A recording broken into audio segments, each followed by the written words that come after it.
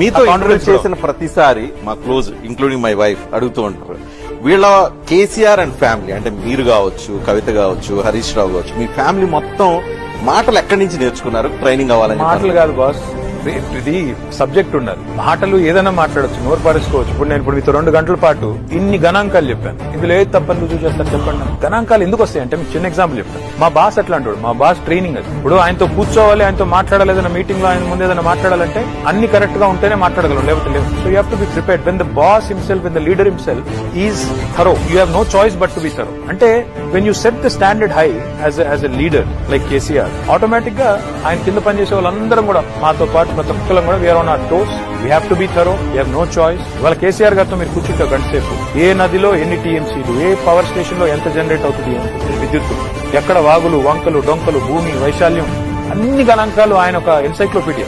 ఆయనతో కూర్చున్నప్పుడు సహజంగా ఆయన కేబినెట్ లో పనిచేసే వాళ్ళం కానీ, ఆయన ఇంట్లో ఉండే వాళ్ళం కానీ, మేము అవగాహన మాకు అందులో కనీసం 10% అన్న లేకపోతే ఆయన ముందు తెలిపోతుంది.